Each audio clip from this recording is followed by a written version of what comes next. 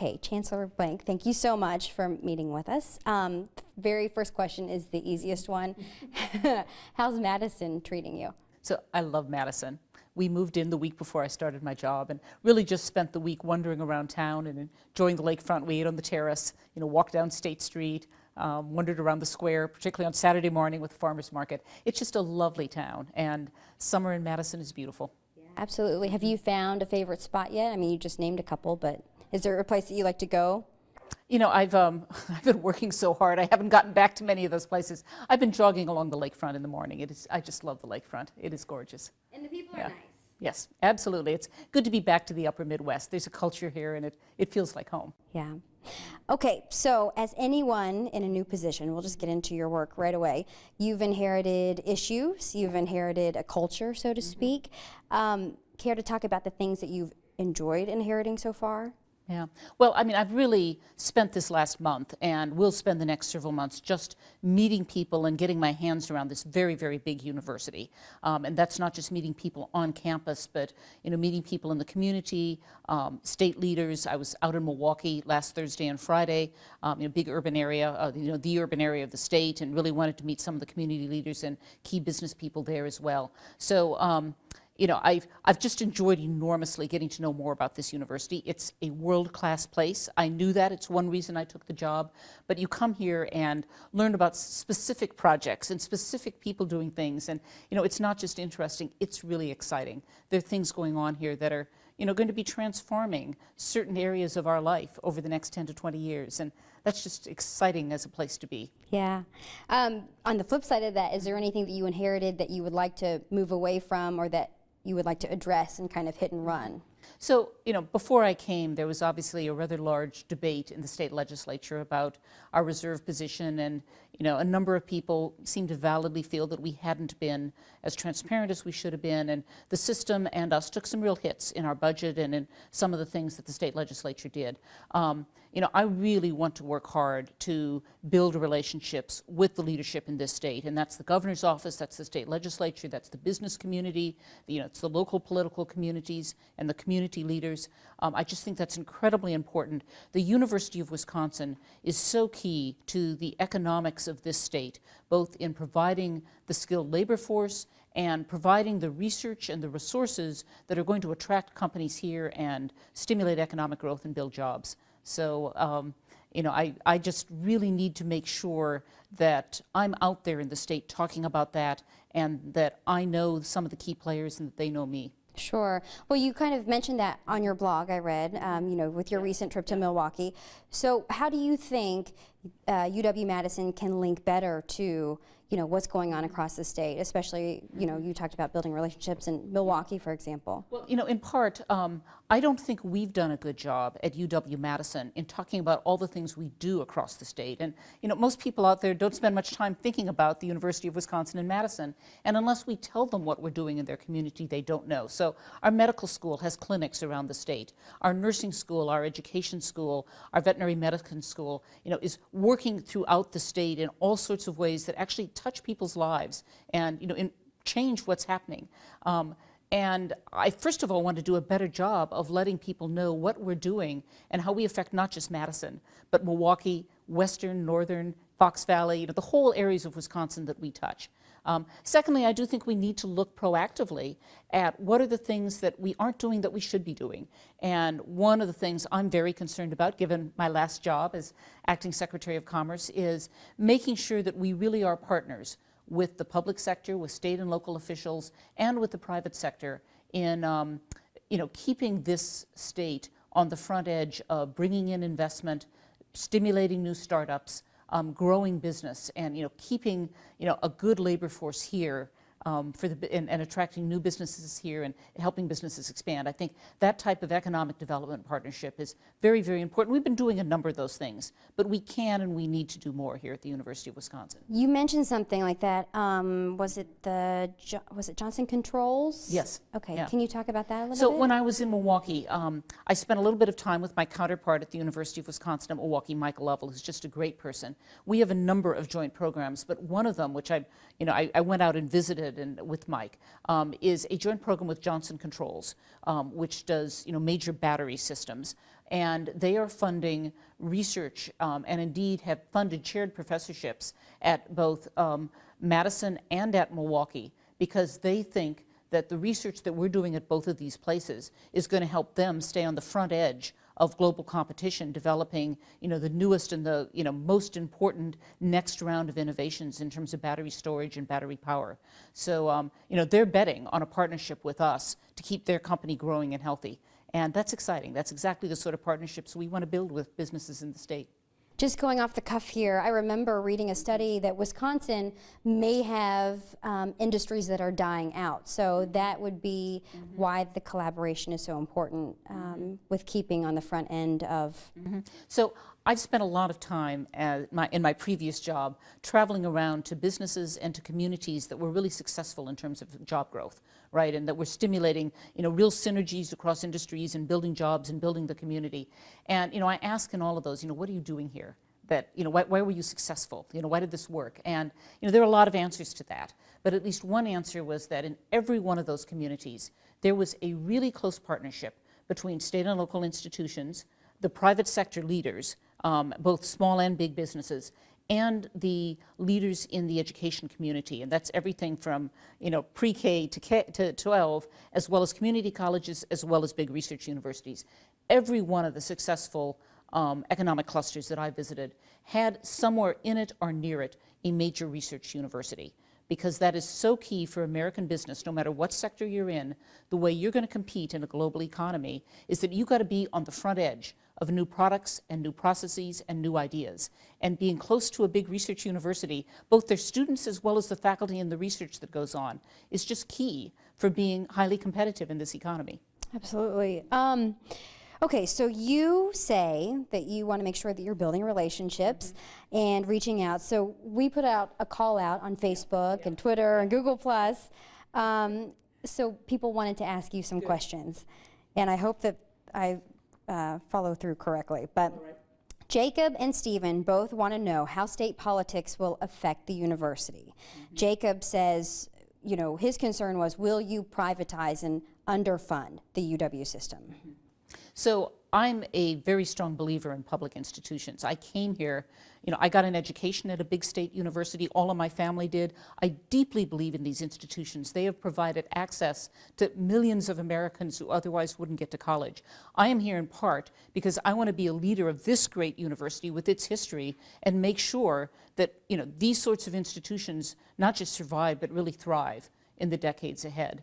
I certainly have no intention of trying to privatize this place. We're fundamentally a public place in all sorts of ways. Yes, we get fewer state dollars than we used to, but we still have so many connections in this state and so many people who look to us as one of the main places that are going to provide economic and intellectual leadership in the state. So the short answer is I'm here because this is a big public place, and that's exactly what I want to build on. Okay. Going along that, Stephen actually gave us an example of an accessibility question. He said that he knew cousins who had similar GPAs, one from Minnesota, one from Wisconsin. Both couldn't get in their own state school, but both were accepted in each other's neighboring state schools. So do you think there's enough accessibility for Wisconsin students to get into the UW system? So we admit lots of UW students, but we don't admit everyone who applies. We do have limits in terms of what the class size is that we can handle, and I know there are many people who wish we had larger classes, but for that, we just don't have the resources, and indeed there's a lot of reasons. We're big as it is, right? I can't speak to any individual student who gets in or doesn't get in here or at Minnesota, but I think we're quite committed to try to providing education to as many people who we can, and that does mean we have to set some limits because, as I say, we get far more applications than we can accept.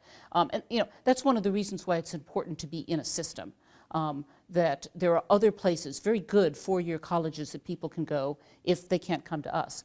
One of the things I'm very proud of in this system is that we have arrangements with all of the other four-year colleges as well as the two-year colleges that will say to students that if you go to some place other than Madison and you perform in certain ways, you keep up a certain grade point average, you do certain things, at the end of your second year, you can get actually automatic admission if you've performed well in another system school. So we actually have bigger junior senior classes than freshman sophomore classes because we have so many people who start someplace else. They might not have initially gotten in, but really prove that, they can do this.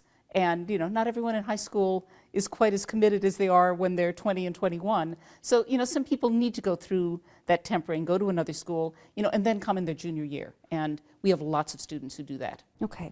Well, that kind of goes along with Jill's question. She asks why, no, let me go back. Yeah. That's not right.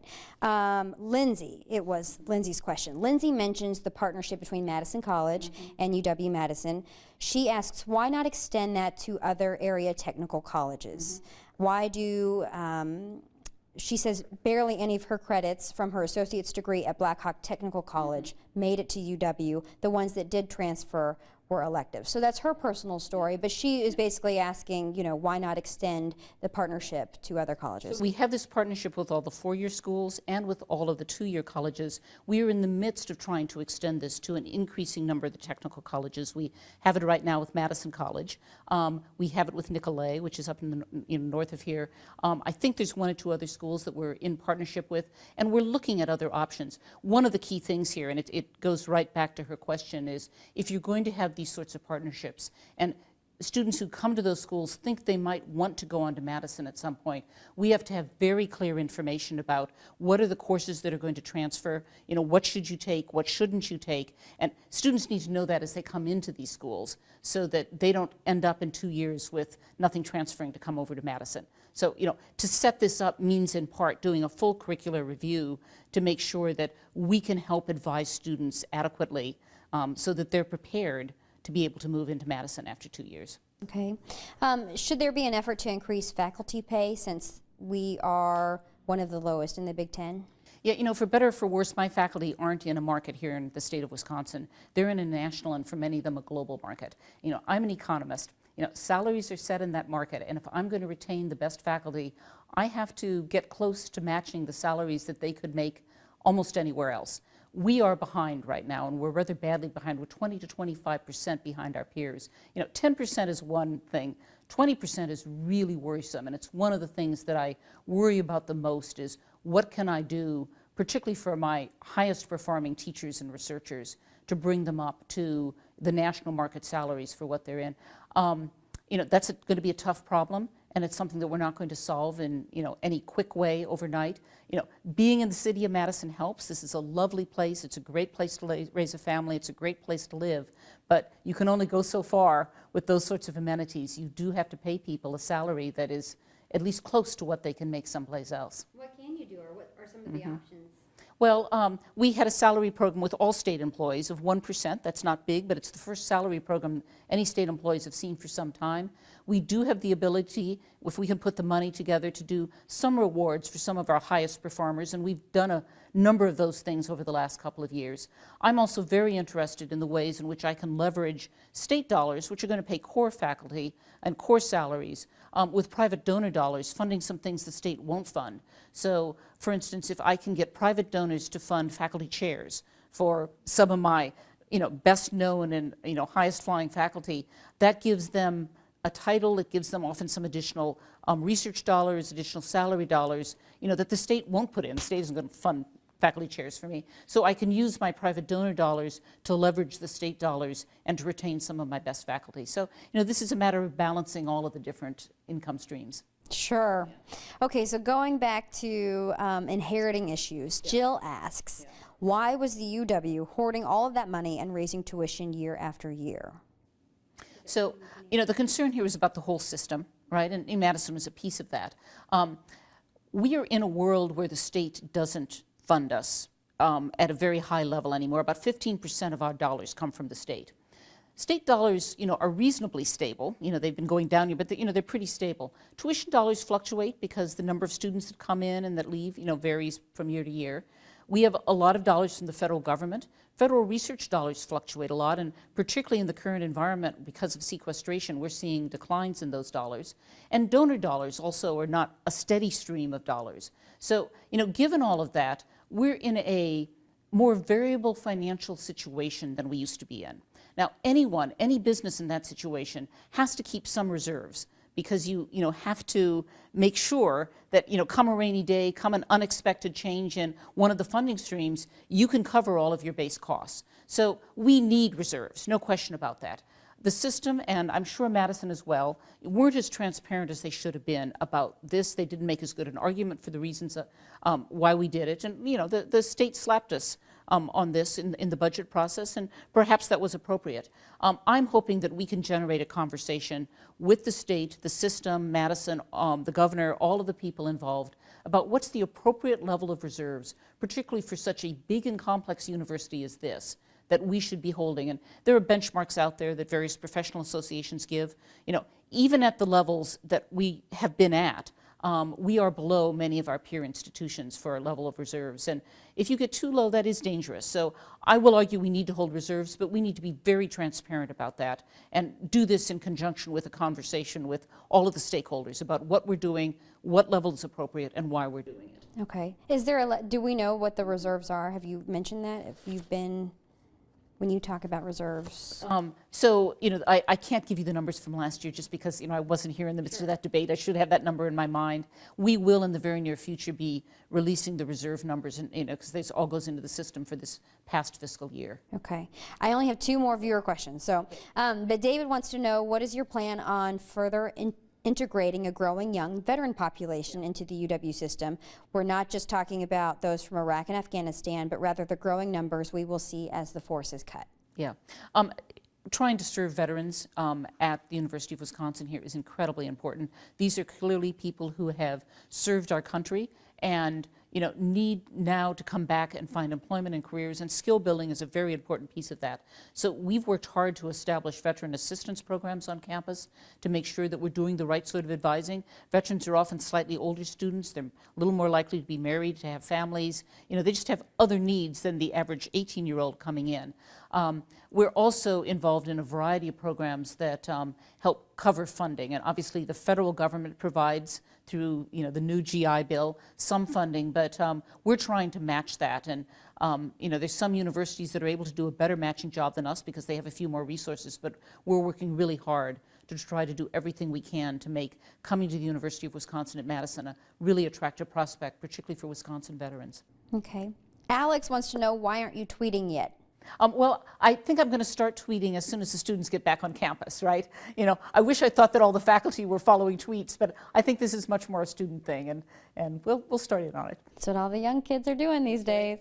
Can you imagine what the university will look like in 10 years? You mentioned 10 or 20, so that's why. Yeah, so this is a big institution. It changes slowly, and if you look out this window, I think this campus is going to look, down this hallway, going to look a lot like it does right now. What's changing? The university is increasingly diversifying in terms of the students that come here. We're increasingly serving students who aren't always in residence here. Some of that is people getting distance degrees. Some of that is people doing, more time abroad, more time in internships, and, trying to provide ways for them to keep up and, take classes even while they aren't here. And that's some of the new educational technologies give us opportunities to do that.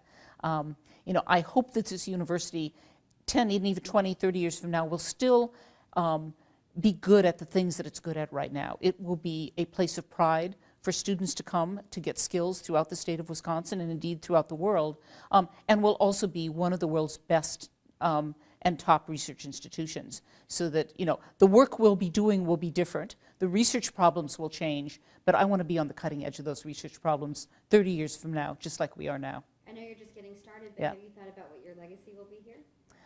Well, yeah, part of my legacy has to be figuring out, how you finance a complex university in a world where, you're balancing a lot more revenue streams than we used to 40 years ago, where the state paid 80% of our bills, right? And putting this university onto a solid financial platform that really, as fully as possible, uses the different streams of money available to us. So, for instance, one of my priorities is launching a major fundraising campaign among our alumni and our friends as a way to leverage and add to state funds and federal funds and tuition dollars.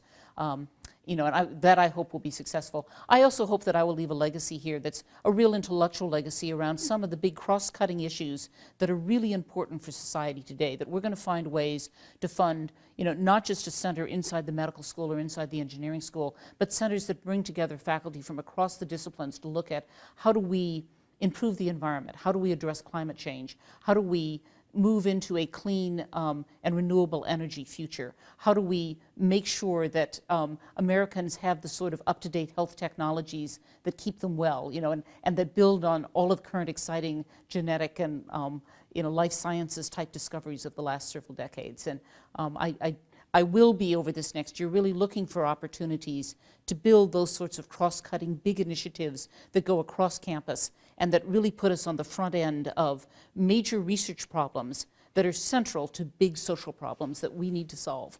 Sure, big social problems Yep. a lot of people are Yep. thinking about every Yep. day. What would you like to say to the folks out there watching this interview? I hope that they are proud of this university. I hope that they'll come visit us, whether for an athletic performance or for some other reason. And if they have children who are in junior high or high school, send them this way to come visit campus and to look at this as a place to be. We're an important part of the state, and we want to be part of their family as well. Have you learned all the traditions? Are you going to jump around? I'm told that the Chancellor's Box really shakes during jump around.